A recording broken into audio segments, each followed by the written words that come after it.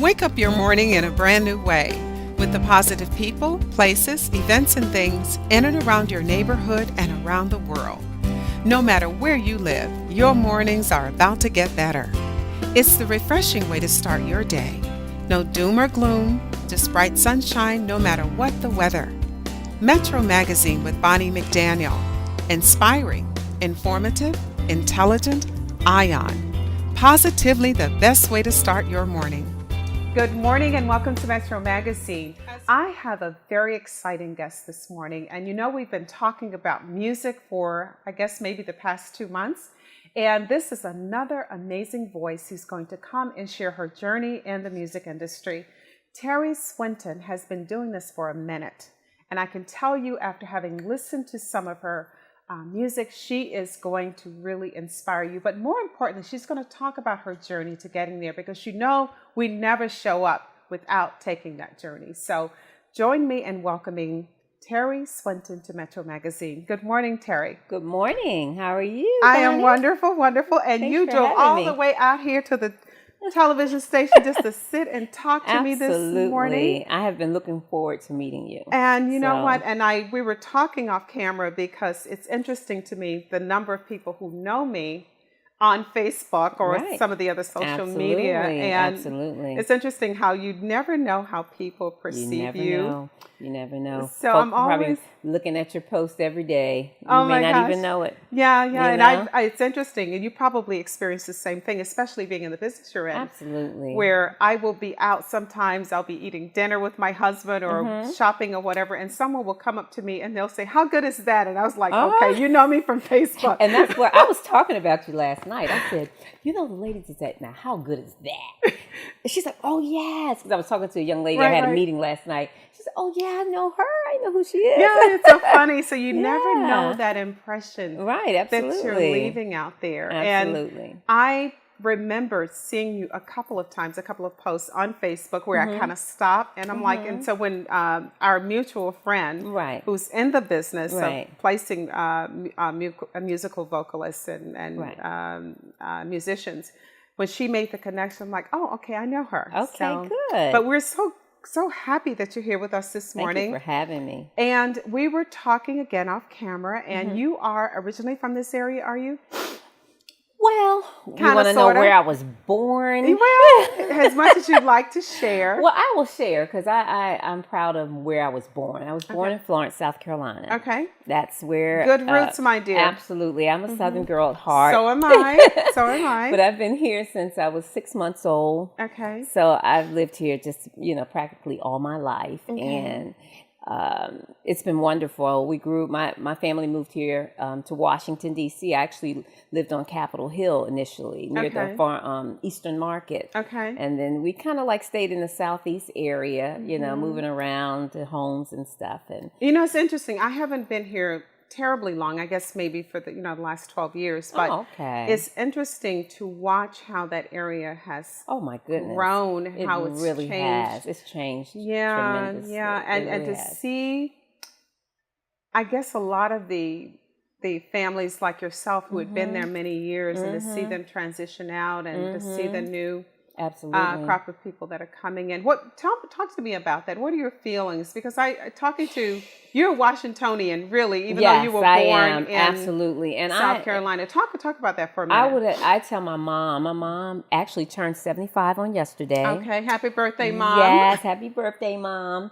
So I tell her often that I really wish, I know God has a plan. We all have our plan. The master plan is already made. But I really wish we could have stayed in D.C. We lived in one of the brownstones on 9th Street, right off of Pennsylvania Avenue. Nice property. Oh my God, yes. I said, geez, if we could have just stayed there. Do you know how positioned you would be at this point? I mean, but apparently it just wasn't in the books. It wasn't supposed to happen. My dad wanted to move out. He wanted a single family home with a yard and a fence so that because I have two sisters, there's three of us, so that we could have a yard to play in. So we eventually kind of moved out on the suburban side of Southeast, if you want to call it that. Okay. And we never really went back into that city part of it, you know. And then eventually, of course, we moved into Maryland. So And a lot of people have that same migration. Yeah, and I know a couple of professionals who live over in that area, and I've gone to visit. And I'm one of those people. First of all, we've never lived in a new house before because I love older homes. I love the character. Absolutely. But I go and I look, and I'm one of those people who just sees that diamond in the rough, if you will, and just. And a lot of those homes are refurbished, and they're absolutely gorgeous. Yeah, the couple of people that I know who live over there, I mean, I go into their homes and just the architecture and all of the character. You can't build that. You can't. Yeah. And my dad used to work right at Eastern Market. He was a assistant proprietor of a stand, and when the gentleman retired, he sold the stand to my dad. So my dad had a stand in Eastern Market. He worked the poultry stand. Oh wow! He sold me. Yeah, he had his own poultry stand in Eastern Market, and that was in the 60s. There's a poultry market there that I go to. Really? This was in the 60s, though. No. I'm just saying that I go to now. I was wondering if that was sold. Who knows? I haven't been in Eastern Market in 30 years probably. Wow. I haven't been down there. Yeah, I like to go and just putter around sometimes. It's nice. It is. So, but you don't go back there anymore. I haven't been. Oh my God, no. Wow. I just don't. Most of my shopping is in the suburbs. Because there's another market over there, Union Market, which is on the other side, Florida Avenue side. Yeah, that's I've been also over there. a very nice. I went over there. I've been there. So you grew up in D.C. Yes. And I was reading your bio and talking about your music. You started real young singing. Talk to us about that. I can remember it like it was yesterday, Bonnie. Wow. I really can. It's so vivid in my mind. Did you wake up one day and say, oh, I can sing? Or what happened? God gave me this gift. I was born with it because I don't know anything else but music. When I was in elementary school, second grade, see, teachers back then in the 60s, I went to Orr Elementary School, right off of Minnesota Avenue, Southeast. And those teachers, and I'm no shade against the teachers today, because I think there's some great teachers out there. But when I grew up, teachers were like your second mom. Well, see, I think too, in defense of the newer teachers now, I think that it was more community minded. Absolutely. As opposed to now. It's where you really are. There's so much adversarial kinds of attitudes between teachers who are responsible for our children and parents a lot of times. So you were saying that. It was very different. My teachers, we were close. You know, it was a bond.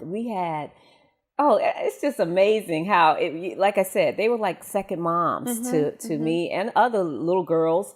And we had all types of activities aside of learning the curriculum and academics. We also did music. She found those children who loved to sing and loved to perform. And you were one of them. I was one of them. We had a group where we did a lot of the Supremes. We used to do all kinds of stuff, and we would put on little shows in class. So when I started singing, I was like second grade, third grade, fourth grade. Ms. Wright was my fourth grade teacher. She was very influential in my career. My fifth grade teacher, sixth grade teacher, Miss Townsend. I mean, and then my piano teacher, I took piano lessons in school, Mr. Barber. Now, you know, that's different because now, I mean, elementary school. The fact that you were able to get piano lessons and not have to pay for them in school. Have to pay a dime. Wow. Isn't that something? How long did that go on? I was there until I graduated from the sixth grade. Still taking piano? No, I started taking them outside of school when. But so then you basically got your introduction to piano in school. Absolutely, yeah. And then I minored in vocal music, so I had some piano in college a little bit, but I never got. To me, well, I know I didn't. I didn't follow through enough to be able to play for myself and that kind of a thing. So that's something on my bucket list. Something that I want to be able to do before I leave this world is play a song and sing it like Riri. Don't you love her? Aretha Franklin, and you know. You just talked get on about, there. Some of you mentioned the fact that there were the Supremes and other people that you had as role models. And I think about young people who are coming up now and the role models or the but the difference in terms of the role models that were then and that are now. Because I remember reading Diana Ross's biography, and they talked about, and all of the people who came through Motown, they talked about the process that they went through in terms of not just learning how to sing, but learning how to be. Talk about that for a minute, if you will. Wow. Learning how to be. Yeah. That's a long, that's a deep conversation. Yeah. It's, you know, like I said, music is my life. That's who I am. But the whole process of developing into the person that you are and what you want to represent is it, to me, it starts from inside and it starts from your upbringing. Okay. I think, you know, my mom, I have to give my allegiance to my wonderful mom. I wouldn't be the person I am today if it wasn't for her. And my dad, God rest his soul, he passed away at the age of 53 many years ago. And, but he loved music. They loved the fact that God gave me that gift. They, back then, they didn't have the resources or know how to get the resources to really help me, develop the career. Like now there's so many. I have like our mutual friend that we have, you know, she's very, very, very influential in her daughter's career.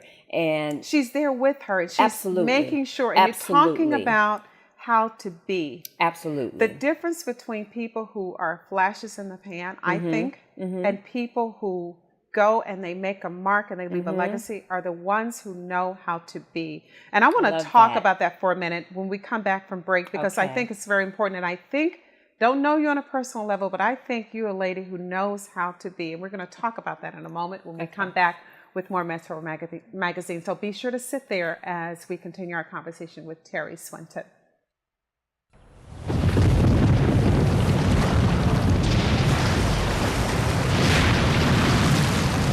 Up to 40% of businesses never recover after experiencing a major disaster. Make a plan at ready.gov/business. If you're just joining us, we're here this morning with Teri Swinton, and she's sharing her wonderful, wonderful journey to becoming one of the voices, if you will, of DC and the United States, because you're going to learn a little bit later that she's backed up and performed with some of the icons of today's music industry. So, Teri, when we went to break, we were talking about how Teri came to be and why that's important. So let's continue that conversation, if you will. Yes. I basically, as I said, give all of the homage, well, to God first, and to allowing him to allow me to have an awesome mom and awesome parents and a wonderful upbringing. And I just think, you know, for me, I think if your heart is right, you can't go wrong. You know, I'm not perfect. None of us are perfect in any kind of way. But when you have a heart that's pure and that's sincere and you love what you do and you're doing it for a purpose. Right. See, I sing because I want to make people happy. Wow. I want them to share some of the feelings that I felt and things that I've done, because I express myself through music. A lot of times. When did you discover that? Because you started out when you were about 7 years old singing. Yeah. When did you make the connection between the feeling that you had and how you could make other people transcend that feeling to other people or transfer that feeling to other people? When did you make that connection? Was it at 7 or older? Or do you remember? Well, that's kind of, I never really thought about when that actually happened. I do know that when I first started singing, when I was younger, I used to lie in bed and make up songs. You know, we had bunk beds back then. I don't know if they even do they still make bunk beds? I don't know. I used to sleep on the top. My older sister was on the bottom. No, my older sister was in the bed by herself, and then my younger sister was on the bottom.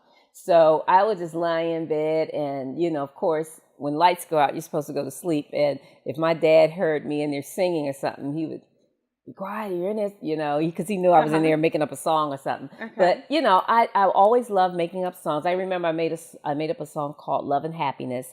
And this was around the same time Al Green, well, he came out with his a little later, but I had a song called Love and Happiness, and then some years later, the lyrics different? They were totally different. It was just the title. That's all. Okay. But I don't know. I don't know when I really started. I always knew that it made me feel good. So whenever I sang, even if I was worried about something or stressed about something, I would just start singing. And before you know it, all that stress and worry would, absolutely. Yeah. And it's like that to the date. Yeah. I've had many concerts over the years where I was literally sick, not feeling well, maybe had the flu or a bad cold or whatever, and just did not feel like performing. But as soon as my foot hit that stage, it's like God transforms me into somebody else. I'm still me, but I don't feel pain. I don't feel anything. I'm just out there enjoying it. People are loving it. And I enjoy the fact that they're loving it, and then once it's over, the adrenaline starts to wind down, and then maybe I'll start feeling sick the next day. I'm like, it's back. You know something interesting? I'm sitting here talking to you, and I've met Patti LaBelle on a number of occasions, one-on-one. Okay. And you guys have the same energy, because she's that kind of person where I know, and on one occasion in particular, she was performing in New York at this big gala. And I talked to her before she went on. And she was having some issues because she was, I think she had a sinus headache or something was going on. I can't remember now, but I know there was a problem with her head and she wasn't feeling well. And Patti got on that stage and she started with her little, and I was like, oh my God, it was like it wasn't there anymore. It disappears. I think it's just something God and does. She is just, but you guys have, and it's one of those things you can't really put into words. You meet people and you just sense that same kind of spirit in them. Well, people always tell me, and I have a lot of pictures. I think some of my pictures look like her. I don't know. You guys favor. Yeah, because I could be in, and I thought people used to say that because I do some of her music in some of my shows. So years ago, I would think people would just say that because I was singing her music. Right. But then it started to happen when I would be like I can be in a store anywhere, and someone would come up to me and say, did anyone ever tell you like Patti LaBelle? And they would know me from a can of paint. So I was like, well, gee. So some of the, pictures and stuff, and that's a great thing. I did get the opportunity to meet Patti myself, and I sang at her club in Philly, and she was so wonderful to me. She's a sweetheart. She's so wonderful. She told me that I reminded her of Ann Nesby. She said, you remind me of my girlfriend Ann. And I said, Ann who? And at the time, Ann was still singing with Sounds of Blackness. Okay. And she said, Ann Nesby, because I was heavier then. Okay. So my face was probably a little plumper and all that kind of stuff. And I was like, well, shucks, she's pretty. Thank you.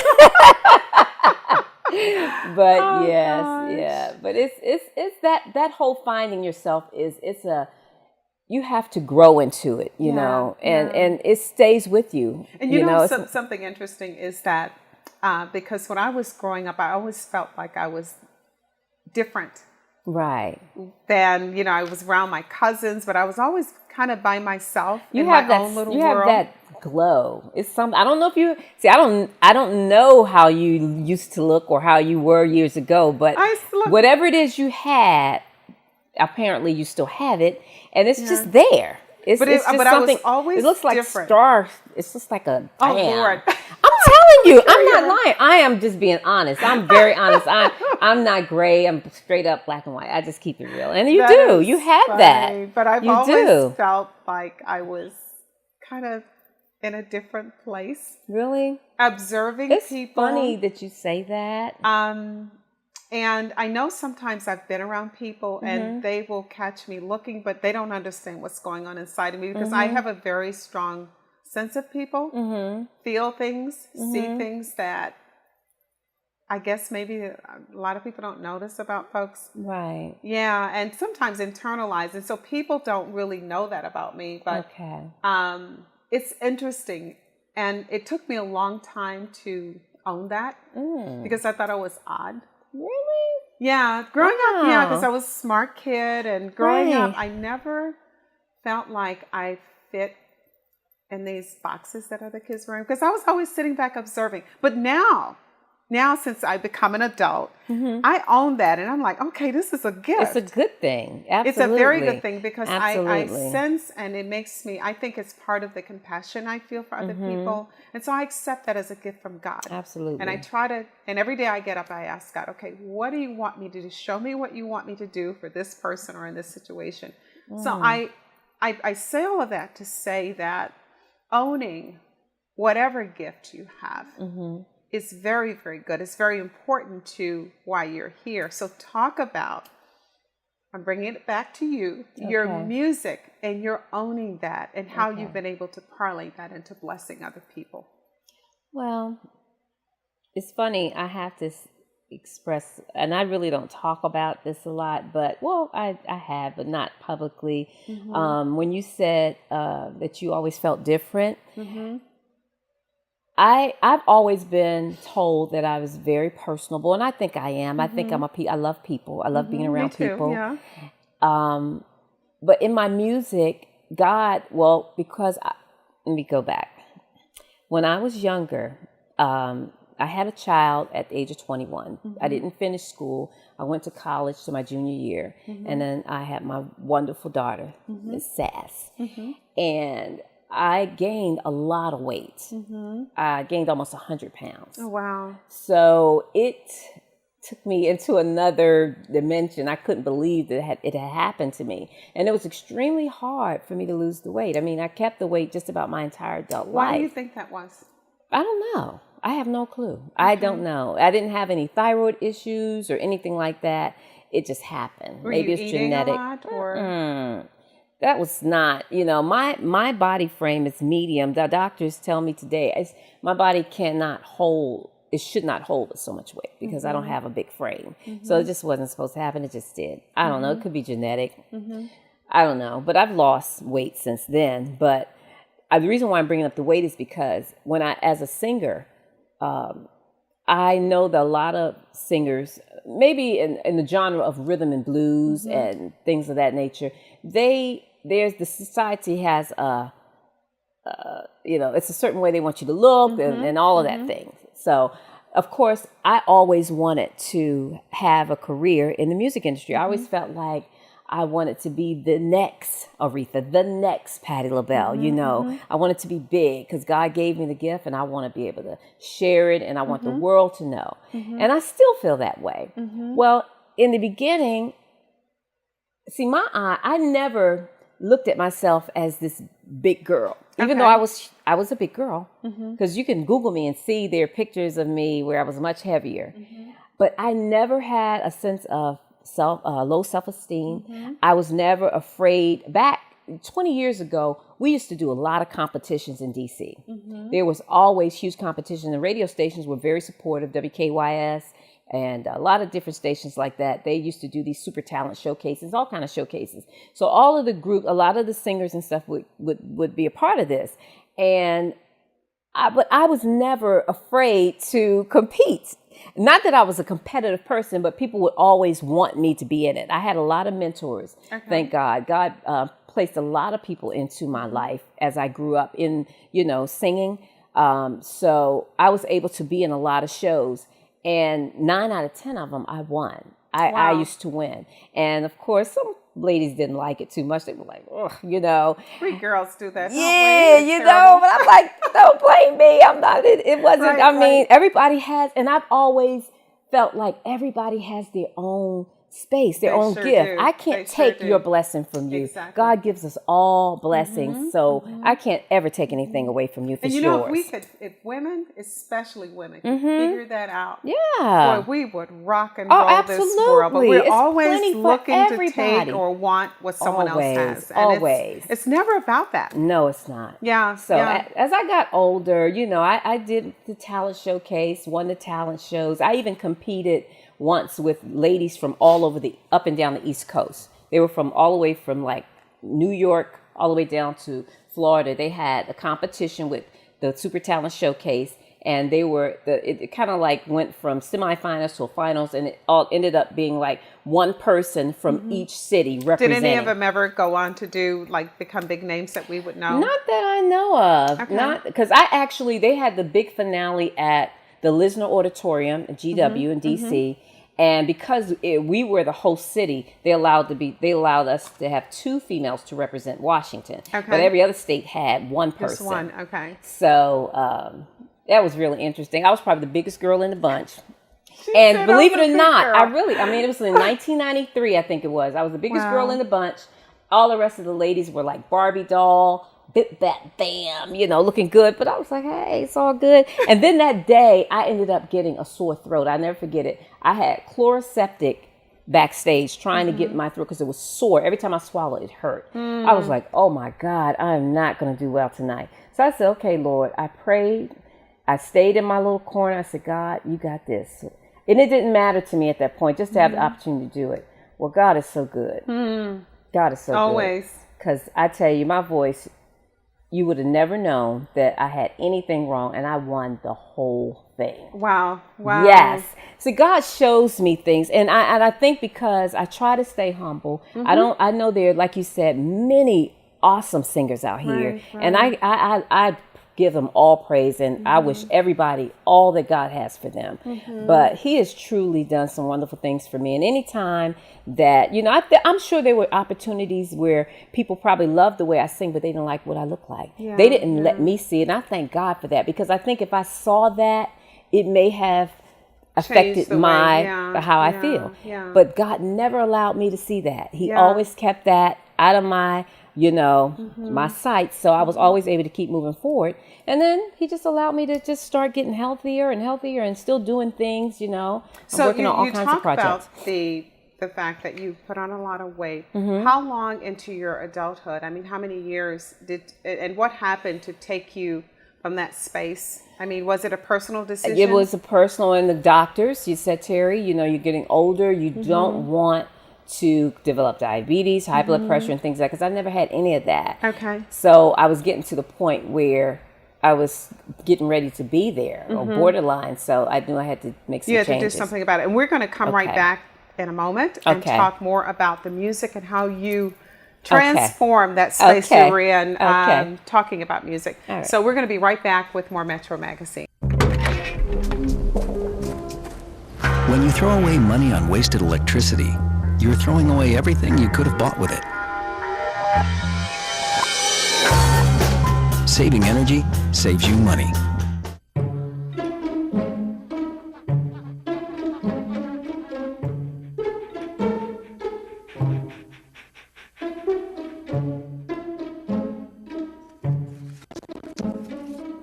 Oh, sweetheart. Gonna give you a hand? No thanks, Dad. I got it. Okay. I'm gonna go fix the lamp in your room. You don't have to be perfect to be a perfect parent. There are thousands of children in foster care who will take you just as you are. Teri, when we went to break, we were starting to talk a little bit more about your career and your music. So I don't know if you're comfortable putting you on the spot, because now I want our audience to hear a little bit of your lovely voice. Are you okay with that? Be ready, my dear. Show up every day ready. Oh, my goodness. So what is one of your favorite songs, and can you give us a couple of bars? One of my favorites of my songs or somebody else's song? Well, I mean, songs that you like to sing. Okay. Well, I love to sing a lot of songs. Okay. But, wow, let me think. See, it's hard. Dag, Bonnie. I know I do that to people. Come on now. You got that voice going on. I heard you. Looking out on the morning rain, I used to feel so uninspired. But when I knew I had to face another day, Lord, it made me feel so tired. Before the day I met you, life was so unkind, but you're the key to my peace of mind. 'Cause you make me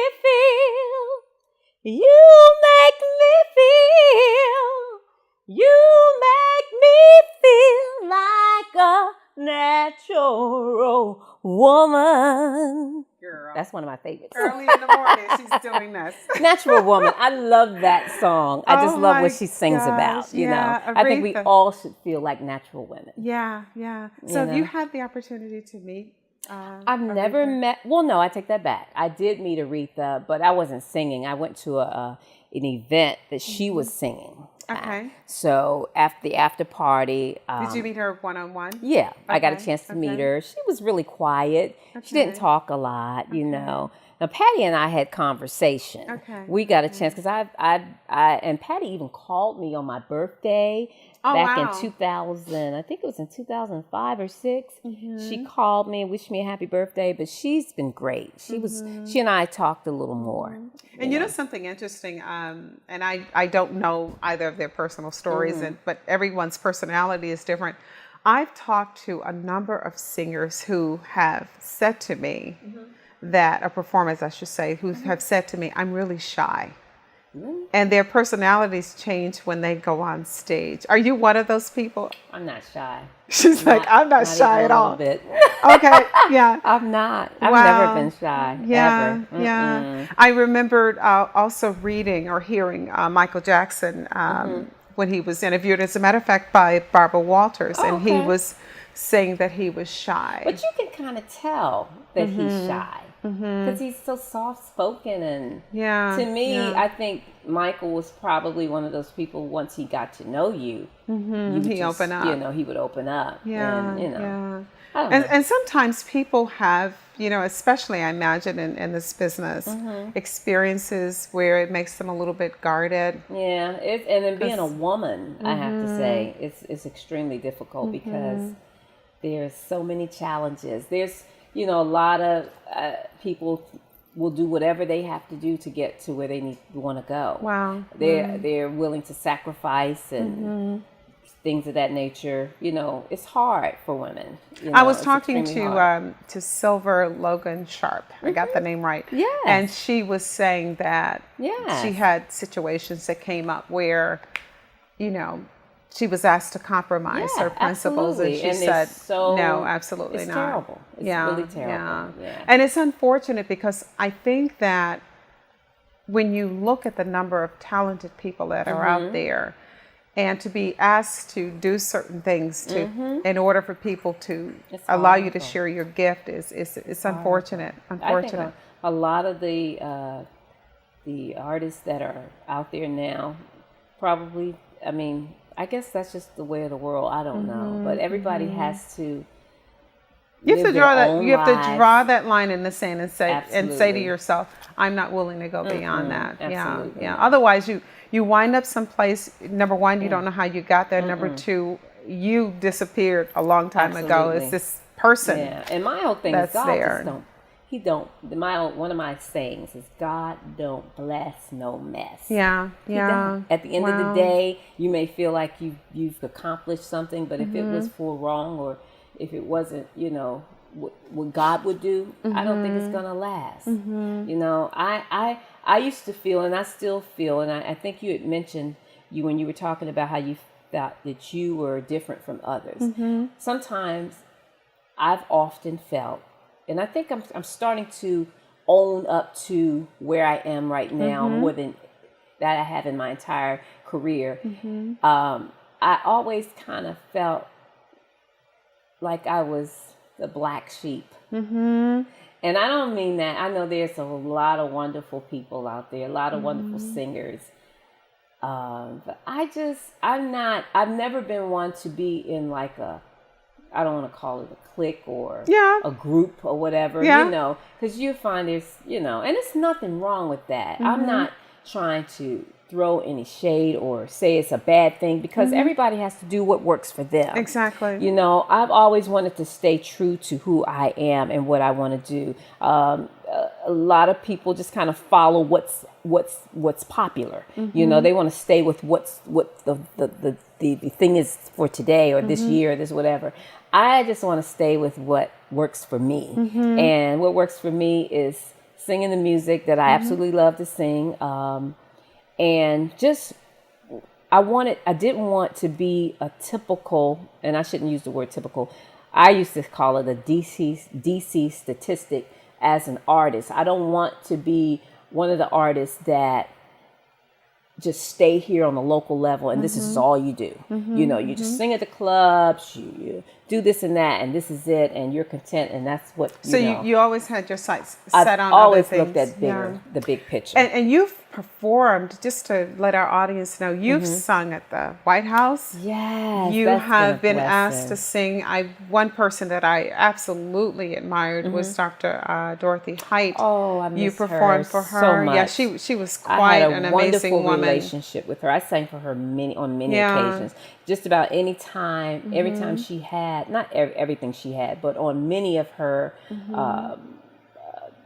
private events or events where, like the inaugurals and stuff. I did her last inaugural. Wow. When President Obama's inauguration, I did her party at the harbor, and it was awesome. She was such an amazing woman. I had the and I had seen her and been with her on many occasions, but I had an opportunity where I was part of a filming that was happening where she was being interviewed, talking about women who impacted our history during the Second World War, and how those women here stateside impacted the women who, as they came back. And she was very much an icon there in D.C. with the federal workers. A lot of people don't know that, getting people into the federal workforce. And I had the opportunity where I literally sat at her feet as she was being interviewed and listened to her, and I will never ever forget. As a matter of fact, that was the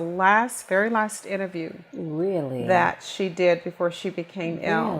And I will never ever forget that. And for those of you who don't know who Dorothy Height was, she was over the National Council of Negro Women, which is right there on Pennsylvania Avenue, the headquarters, and just still do wonderful, wonderful work in the community. And she ran that organization for many years. Absolutely. And if anybody wanted to know a word or get a pulse for what was going on, we're talking presidents and people on that level. They went to Dr. Height, and she would give them the skinny, as they used to say, on what the deal was. Yeah, she really was. So you were very blessed to have been able to. Yeah, and through her, I had the chance to meet Coretta Scott King. Right. Because we did a private event, and for both of them, it was to celebrate them both, and that was awesome. Yeah, I had a chance they were both sitting together, basically like having tea after the performance, and I got a chance to go in and talk to both of them, and it was just so nice. I'd say, so God has just been so good. I mean, I may not have been able to do, because sometimes, as I was saying, I feel like I don't want to call it the black sheep, but I just feel like I didn't get a lot of opportunities, and maybe some of it could have been because of what I look like. I don't know, because I just think, but it's okay now. I'm okay with that, because that's what God had for me. That's where I was supposed to be at that time.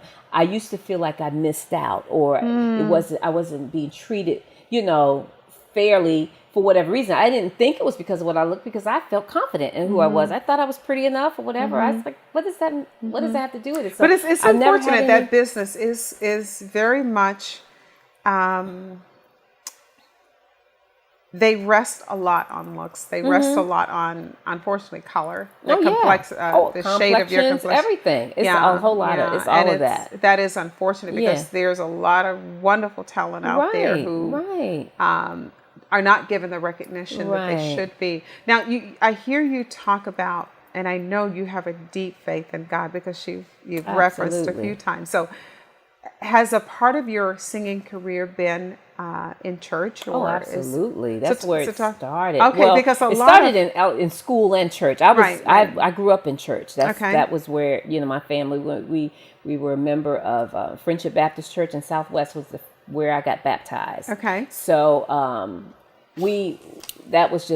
that's how our, my upbringing was. So I've always loved gospel music. And I still love gospel music, because I just feel like, for me, gospel music, and especially where it is today, the music itself is just universal, because you hear beats and melodies that could be used in rhythm and blues, Right. jazz, and gospel. And it's the lyrics that change what the song is. So it's the deliverance in what you say. That's why so many people have changed songs. You've noticed that they've sampled other people's music and they call it a quote unquote gospel song now. You know, singers like Mary and Right. Kirk Franklin, they've done it. Franklin, you know, and I was Yolanda talking about him with our last guest, music guest, and that man has impacted that absolutely. industry. He knew exactly what to do. God gave him that vision Yeah, so that he could connect with people, and he knew exactly what to do with that music to get their attention. Wow, wow. And that was a blessing. So have any of your recordings been, because you're working now, getting ready to release your sophomore project, is it? Well, I'm working on, and actually what happened was with the sophomore project, I did release a single, and I bought a copy for you. It's just a single. Okay. But I'm looking at doing something much bigger. But in the interim, I had started a television project. Okay, talk so about with that. Divas DC Productions is a TV project that I launched a couple of years ago, and I wanted to do something with women who I thought would represent our nation's capital. Okay. You know, on television now you see a lot of reality shows with women arguing and fighting and doing all this craziness, and it just hurts me to my heart. I'm like, wow. And that goes back to what we said earlier about what you would do just for the money or just for the fame. You would just sell your souls. And that's something that I'm not going to wait until I got this age to do something crazy like that. You know, so I wouldn't dare do anything like that. But I definitely wanted it to be where I could allow some of the ladies in this area who I thought would represent well and who have worked so hard for so many years. People who are in music, or just a kind of across the No, board? divas to me is a determined, innovative, admirable, vigorous sister. A sister. Okay. Go ahead. Determined, innovative, vigorous, admirable sister. Divas Okay. DC. That's the acronym. And even though most of the women that have been working with me are singers or in music, it doesn't necessarily mean that down the road everybody's gonna be a singer. Okay. Because a diva to me is just a powerful woman. You're a diva to me. Absolutely. The epitome. Absolutely. Michelle Obama to me is an awesome diva. I mean, there's love her. Divas everywhere in this industry, on TV, on radio, film, music.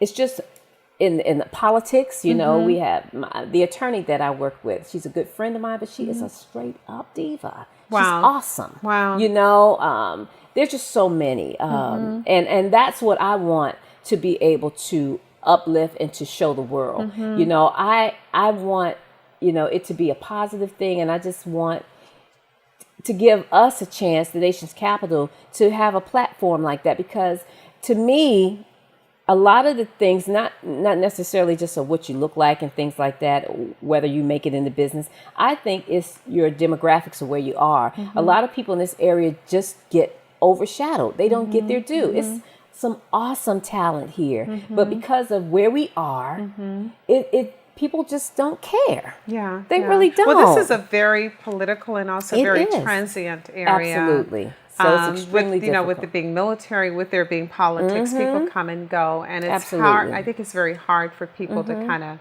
set down roots and become vested, if you will, Absolutely. in the community, which means the people. And, Right. Because this is probably, it's very different living here, and many times I feel like, oh gosh, why am I here? You know, I was going to ask you, I know this is my interview, but I wanted to ask you, how is it? Because you said you were Florida and then Jersey. And I New worked York. in New York many So- years. This is such a different, this place is, to me, I would not describe it as real. Really? Real from the standpoint that, I don't know, it's just a different environment, very, very competitive. Extremely competitive, and people would think that very. New York is competitive. New York is about business. People are there working every day, and they're trying to be at the top of their game. But when it's time to play, they play. Right. Here, you're always on. Always. Consequently, what happens is a lot of times I find myself not going and being out and about because I need to switch that off. You know, when I'm working, but when I play, I want to have tea, and I don't want to talk about business. I don't want to compete with anybody. No, you don't. So this environment, I think, just the very nature of, number one, where it is, and it's very political, and number two, that people are coming and going all the time, makes this environment conducive to that kind of. Really? Yeah. I never knew what it was. I thought maybe it was just because I'm in it, so I didn't know what to compare it to. I've never really lived outside of this metropolitan area. Yeah. It's different. So but for someone who can say they live in Florida and now New York, so I guess you would. And as a matter of fact, I try to get to New York as often as possible, which is interesting. I go when I want to relax and just calm down. I go south. But when I want to connect to what's real in business and real in and how to be about in my career and all of that, New York does it for me. I go there because it's just very different. I know. You sit down and you have all the time. You have a business conversation with people, and I think it's more real. It's you're focused on the work and not on all this other stuff. I know. I'm sorry, DC. But you know what? But it's just different. It has to be something, because if you think about it, and I mean, there's a lot, like I said, there's a lot of talent here. But Bonnie, everybody is just here moving around in the same circle. And you get the same people move in the same circle. They change the names of the events, and it's the same people. I can't take it. I can't be sharp if I'm just existing here. When I want to measure myself and know if I'm being sharp or if I'm staying true to the work that I'm doing, I go to New York and I sit down with those sisters or those brothers there, and we sit down and we talk shop, and I'm like, okay, I got it. Right. You know, it's a dose of reality for me. Well, we've had very different. Reach out to people on the West Coast and that are working with people abroad in New York, different areas, just to get this bubbling. And that's the other thing. And it's been extremely difficult, but we have not given up. Wow. And that's the other thing. I make it a point to try to get out of the country, because that gives me a different kind of grounding. Right. I think to help me for that, it makes me appreciate where I live, because the United States is still the best thing going, darling. Absolutely. It really is. Absolutely. And so when I travel abroad, you know, even though it's wonderful places that I go, it's more minimalistic in terms of the way people do things. It's not always over the top, but they live wonderfully. Really? And so it makes me, you know, I come back home. haven't had the opportunity to go abroad yet, but I especially like want France. to. Everything is smaller, everything is simpler, but I mean, I love that place because I come home and I appreciate my sister what I went to have. Paris a few weeks ago. Yeah, I love the south of France. Paris is like another New York. She loved it. It's beautiful, but it's kind of touristy. Oh, really? Well, I guess that's what she was. You go to tourist. southern France. Oh my gosh, Really? very, very different. Yeah, It's more suburban, if you will. Well, it's little villages and just real good living. Oh, wow. Yeah. Wow. I really love the south of France. Really? Yeah, I would move there tomorrow. That's what I was going to ask you. Do you think you would relocate if I an opportunity? could. Really? Live there part of the time and here part of the time. Really? Yeah, because it's real simple. No Wow. fluff, just real simple, basic kind of Really? stuff. Yeah, right up my alley, if you will. Okay. But let's talk about your TV project a little bit more, and then also your music, because I mentioned before that you do have a new project that you're working on, and I want to make sure that our viewers know about that and how they can support you. So your TV project, when are you looking to launch that? Well, we're working. We were hoping to have it launched by now. You know, of course, we are new to the television business. So you're doing that on a major network, or are you doing that we're working. on the internet? Or no, we're talking with major networks. Okay, perfect. And we've had a lot of interest. Some things just didn't fall through, so we had to change our direction. And it's the been a nature lot of of that. Yeah. So you know, we're in the position now where we're still negotiating and talking with networks. We have a few people that are interested. Okay. And we're just praying. You know, God told me, I'd be honest with you, Bonnie, on many occasions I felt like I questioned this whole everything. Like, God, so was this all in vain? Did I, you know, and and he'll do something. no, it's not. And I'm like, oh, thank you, Jesus. Yeah. So he always keeps me on my toes. The minute I start to go down, God lifts me right back up, and he'll do something. And you do get indications when you stay close. Yes. So I just stay prayed up. up. And the timing is everything It in is. this business. And that's what he told me. He told me, just wait patiently. I'm doing this in my time, not yours. I know you feel like you're ready. You feel like this is what's supposed to be. It's supposed to happen. Well, it doesn't work like that. Have you ever had a moment when you look back and you were at the time you were in that space, like, God, please give this to me. If I don't get it, I'm just going to die. And I know a lot of women, it's Of like, course. if I don't marry this man, I'm going to die. And you fast forward many years and it's like, oh my God, what was I thinking? You just wonder, was I crazy? Did I have a crazy moment? And I think very often, as it has to do with careers, absolutely, we're not ready. Absolutely, it's not. And sometimes, or maybe, and it may not just be us. It may be that the where we're trying to go is not quite ready for us. I think it works both ways.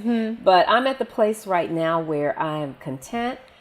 God is continuously bringing things to the table, and we're just moving slow, praying on it, and hoping that it'll be here soon. We know that it will. We just don't know exactly who, what, when, but we're constantly meeting and things are constantly happening. They're not moving as fast as they did once before, but it's okay because it seems like now that it's slowed down, the connections are even more powerful. So, and you want to trust that. Yeah, trust that and allow I don't want to move. I talk about process a lot of times, and process with anything is important. And what in my day job, I call it my day job because that's how I earn my living. I have a consulting practice. Okay. And very often when I'm working with clients, they're like, I want to hurry up. I want to get out there and do this and this. And I'm like, you're not ready. And they take offense, but it's like when you go out there, you want to give it your best shot because that first impression is what people are going to remember. And if you go there and you're not ready, it's done. Absolutely. It's done. You're right. So, what's next? The television show. What's next in terms of I kind of, to be honest with you, I sort of put my Teri. Well, let me just explain to you. I know I'm Teri Swinton legally, but my stage name has been Teri S. now since 2000. Okay. What happened was when I was with a record label, DKW Records, and the company they wanted something different. And a lot of times when people would introduce me to perform, they always mess my name up. They would say Teri Swinson, Teri Swinston, or mess it up writing it. They would misspell it, or mispronounce it. So they decided to just drop Swinton. They said, we're just going to call you Teri S. And that's why it's been Teri S for so long. But what I've decided to do with the Teri S is just sort of take just a small pause with my project while we nurture the television project. And then the good thing about it is once this gets to where it needs to be, I can incorporate Teri S because that would be a part of my platform and my journey and my story. So I think it will enable me to make my project even bigger than I could ever imagine. So that's where I am right now. Now, I saw that you've performed at Blues Alley and a number of other places around the DC area. So are there any plans for you to do any performances there coming up where people can catch you? Well, I try to do Blues Alley every other year. I did it 2 years back to back, not last year before last. So I just took a little bit of a break.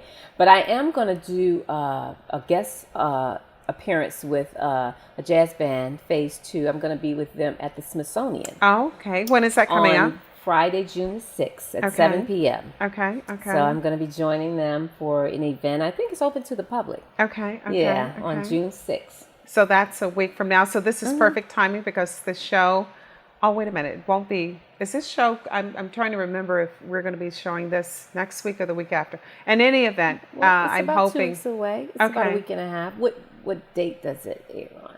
On Tuesdays and Thursdays. Okay. Yeah. So I'm hoping that if not, then people will be able to go to your website and find out more information about you. Or I'll post it on Facebook. Okay. I sure will. And so you're going to be not doing Blues Alley this year. No, I won't do Blues Alley. You're going to take off, and next year, you promise? Hopefully, I will be able to. If the television show is up and running, it'll be great to be able to do Blues Alley, because we're going to try to, like I said, we're going to put DC on the map. Okay. I'm hoping to be able to come back to talk to you. Okay.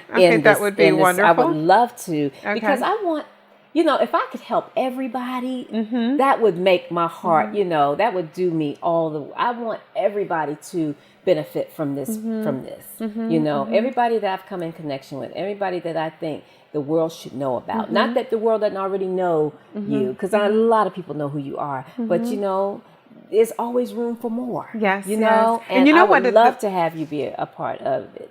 I would love to. And it's so interesting you talking about that. One of the things that I never forget is the responsibility I have with the platform that I have, that this show, although it bears my name, it's not about me. It's about the people that God allows to come and grace this set every week. Well, that's awesome. And I've met some pretty amazing people. I know you have. Yeah, and people are always very gracious. Yeah, this is And wonderful. yeah, I really, really enjoyed. I was walking. I've told this story. This was maybe a month and a half ago, and I'm walking through the streets of DC trying to find a salad place. And I'm walking, and there's this young man sitting at the bus stop, waiting for the bus. And he says to me, "I know you." And I said, "Hi." And he says, "I watch you early in the morning." Oh, wow. And he says, and he starts telling me about some of the people I've interviewed. Oh, and he was wonderful. very unassuming. I never would have Never thought know. he was watching my show, because he was maybe in his 20s and brother with the know. dress. And he gets up Right. early in the morning to watch me. See? And I was like, wow. That's awesome. But it reminded me that I have a responsibility to you viewers who get up early in the morning to watch my show, right. to make sure that I bring them good people with good messages. And I am just so grateful to God that you're That's here awesome. this morning. Thank you so much for having me. Yeah. I really appreciate it. And I'm just honored. yeah, thank you. And I want to thank my friend April Payne openly to everyone, Absolutely. because she's made She's the some bomb tremendous. .com. Yes, she is. She's brought some wonderful Yes, introductions she is to Metro awesome. Magazine. And it really does take a village. All of us working Absolutely. together. Working together. Yeah. All of the divas. She's a diva too. Yes, she. For Oh real. man, I absolutely. take lessons from her. Yes. She's Yeah, the she has- ultimate diva. She really is. She really is. Yes. But that's going to wrap it up for Okay. us this week. And if you want to just look at the camera again and tell people how to get in touch with you. Well, you guys can find me almost anywhere. I am Teri S on Vocals on Twitter, Instagram, Facebook. My website is terryesonvocals.com. Or you can find me with divasdc.com, and that's DIVAS DC.com. Please visit. Please hit me up, say hi. And I thank all of you for the years of support and the love and all that you've ever done for me. I thank you from the bottom of my heart. And I thank you, Bonnie. No, thank you, Teri. Thank Okay. you so much for gracing our set Thank you this so morning. much. Thank you. And you know what? We're out of time again. I know we have so much fun and the hour goes by so quickly, but I, again, want to say to you that I really, really thank you so much for taking the time early in the morning to come and hang out with us. And I don't take it lightly. I really appreciate your support. And that's going to wrap it up for us this week. And I will catch you on the flip side.